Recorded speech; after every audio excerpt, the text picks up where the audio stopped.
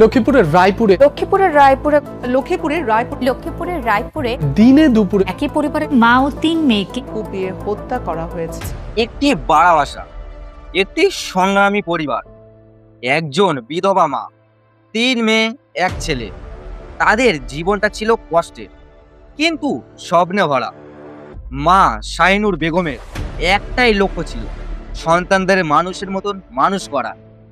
কিন্তু 2026 সালে 25 জুন সকালে শুধু তাদের জীবনে নয়, পুরো রামপুরবাসীর জন্য এই দুঃস্বপ্ন হয়ে আসে। আসসালামু আলাইকুম, আমি আছি আপনাদের সামনে মিরাজ। সবাইকে অনুরোধ করে বলবো ভিডিওটি অবশ্যই শেষ পর্যন্ত দেখবেন। আজকে এই ভিডিওতে আমরা জানবো কিভাবে মাত্র কয়েক মিনিটের মধ্যে শেষ হয়ে গেল একটি পরিবারের 4টি প্রাণ। কে ছিল অভিযুক্ত অন্তর মজুমদার, আর কেন এখনো এই হত্যাকাণ্ডের প্রকৃত কারণ নিয়ে রহস্য থেকে গেছে। শাহিনুর বেগমের বাড়ি ছিল কুমিল্লা জেলায়। অনেক বছর ধরে তিনি রায়পুরে বাড়াবাসা বসবাস করতে থাকেন।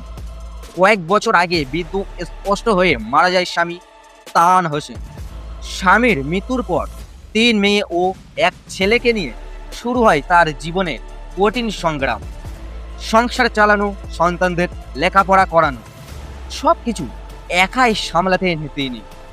বড় মেয়ে সাইমা আক্তার ছিলেন উচ্চশিক্ষিতার পথে এগিয়ে যাওয়া একজন মেধাবী শিক্ষার্থী।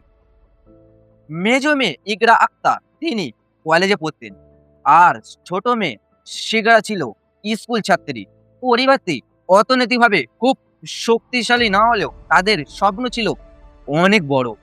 কিন্তু সেই স্বপ্নগুলো মুহূর্তের মধ্যেই 25 জন সকালে ভেঙে যায়। সকালটা একদম সাধারণ অন্য একটা দিনের মতন শুরু হয়েছিল। পরিবারের সদস্যরা নিজেদের কাজে ব্যস্ত ছিলেন। ছেলে রিফাক সকালে কর্মস্থানে চলে যান, আর বাসায় ছিল শাহিনুর বেগম ও তার 3 মেয়ে। ঠিক সেই সময় এলাকার ভিতরে দেখা যায় অন্তর মজুমদার নামে এক যুবককে।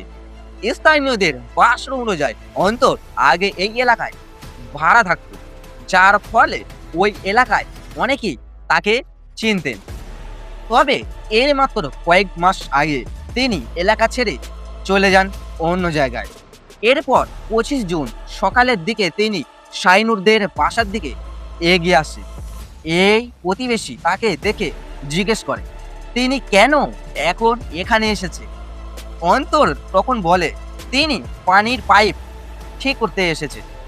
এই উত্তরটি শুনলে প্রতিবেশীর ভিতরে সন্দেহ হয়, কারণ শাহিনুরদের বাসায় তার আসার কোনো কারণই ছিল না। কিন্তু তখনও কেউ কল্পনা করতে পারেনি আর মাত্র কয়েক মিনিট পর কি ভয়ঙ্কর ঘটনা ঘটতে যাচ্ছে। কিছুক্ষণ পরে হঠাৎ করে ঘরের ভিতর থেকে চিৎকার ভেসে আসে। প্রথমে অনেকে বুঝতে পারেনি আসলে কি হয়েছে, কিন্তু ওই ঘরের ভিতর থেকে চিৎকার বাড়তে থাকে। এরপর আশেপাশের মানুষ সবাই ছুটে আসতে থাকে। আসার পরে দেখতে পায় অন্তর মজুমদার অস্ত্র নিয়ে ঘরে ঢুকে শাহিনুর বেগম এবং তার 3 মেয়ের উপর এলোপাতাড়ি হামলা চালায়। হামলাটি ছিল অত্যন্ত ভয়াবহ, কারণ শরীরের বিভিন্ন স্থানে, কারুর গলায় আবার কারুর মাথায় গভীরভাবে আঘাতের চিহ্ন পাওয়া যায়। ঘরের ভিতরে তখন রক্তাক্ত অবস্থায় পড়েছিল 4 জন। চিৎকার শুনে স্থানীয় লোকজন আসার আগে অন্তর সেখান থেকে পালিয়ে যাওয়ার চেষ্টা করে, কিন্তু তিনি স্থানীয় লোকজনের চোখ ফাঁকি দিয়ে বেশি দূর যেতে পারেননি। বিক্ষুব্ধ জনতা তাকে হাতে নাতে ধরে ফেলে। এদিকে রক্তাক্ত অবস্থায় শাহিনুর বেগম এবং তার মেয়েদেরকে দ্রুত উদ্ধার করে হাসপাতালে পাঠানো হয়, কিন্তু ততক্ষণে অনেকটাই দেরি হয়ে গেছে। সিটি সুকরা জানা শাহিনুর বেগম, সাইমা আক্তার এবং ছোট মেয়ে শিফা আক্তারকে বাঁচানো সম্ভব হয়নি।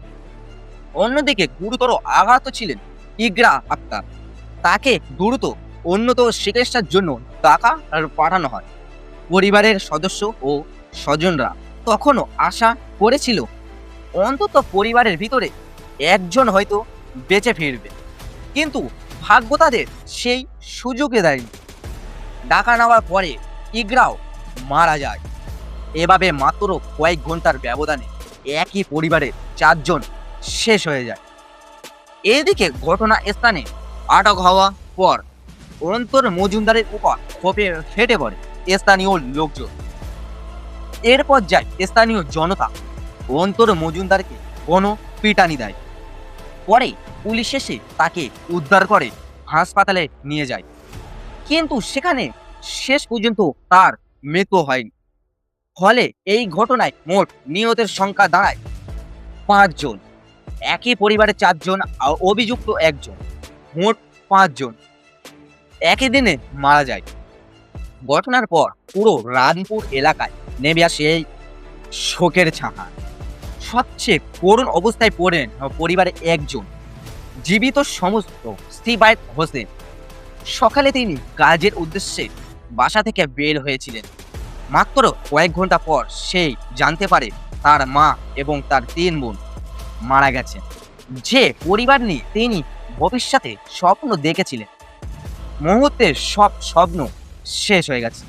পুলিশের তদন্তে আরো জানা যায় অন্তর মজুমদার আগে ওই এলাকায় ভাড়া থাকতেন এবং শাহিনুরদের পরিবারের সঙ্গে তার পূর্ব পরিচয় সম্পর্ক থাকতে পারে।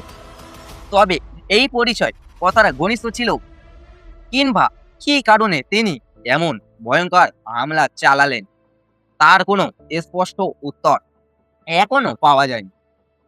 প্রথম দিকে এলাকার ভিতরে বিভিন্ন ধরনের গুজব ছড়ালে পুলিশ নিশ্চিত করে কিছুই বলেনি। পুলিশ কর্মকর্তারা জানিয়েছেন ব্যক্তিগত বিরোধ, পূর্ব সম্পর্ক, মানুষের সমস্যা অথবা অন্য কোনো কারণ, সব দিকে একদম নিখুঁতভাবে খতিয়ে দেখা হচ্ছে।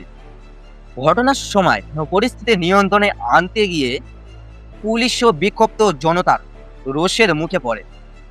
ইট পাটকেলের আঘাতে কয়েকজন পুলিশ কর্মকর্তা আহত হয়। এর মাধ্যমে বোঝা যায় এই হত্যাকাণ্ড কতটা ক্ষোভ ও আতঙ্ক সৃষ্টি করেছিল সাধারণ মানুষের মধ্যে। আজও রামপুরের মানুষ সেই দিনের ভয়াবহ দৃশ্য এখনো ভুলতে পারেনি। একটি পরিবারের 4 জন সদস্যকে হারানোর বেদনা, একমাত্র ছেলে নিঃস্ব হয়ে যাওয়া কষ্ট এবং হত্যাকাণ্ডের প্রতীক কারণ নিয়ে অনেক ইচ্ছুতা, সব মিলিয়ে এটি বাংলাদেশের সম্প্রতির সময় সবচেয়ে মর্মান্তিক ঘটনাগুলোর অন্যতম একটি। তবে তদন্ত এখনো চলছে, হয়তো ভবিষ্যতেও জানা যাবে কেন অন্তর মজুমদার এমন ভয়ঙ্কর সিদ্ধান্ত নিয়েছিল। কিন্তু যাই হোক না কেন, সেই প্রশ্নের উত্তর আর ফিরিয়ে আনতে পারবেন না। শাইনুর বেগমকে ফিরিয়ে আনতে পারবেন না, সাইমা ইগরা কিংবা ছোট্ট শিপাকে। একটি পরিবারের স্বপ্ন, আশা আর ভবিষ্যৎ চিরতরে থেমে গেছে রায়পুরের সেই রক্তাক্ত সকালে। একটি অসম্পূর্ণ কেস, কিন্তু এর পিছনে অবশ্যই কিছু ছিল। আর অসম্পূর্ণ তো এর জন্য বলছি, অভিযুক্তকে যদি জনতা মেরে না ফেলতো তাহলে হয়তো শক্তিটা একবার হলেও সামনে আসতো। আর এটা আসলে এর হৃদয় বিদারক ঘটনা। একই পরিবারে 4 জন জীবিত আছে শুধু 1 জন, আর সবচেয়ে দুঃখ তার জন্য হয়। ধন্যবাদ সবাইকে। সবাই ভালো থাকবেন, সুস্থ থাকবেন, নিজের খেয়াল রাখবেন, সাথে পরিবারের খেয়াল রাখবেন। দেখা হবে অন্য একটা ভিডিওতে। আসসালামু আলাইকুম।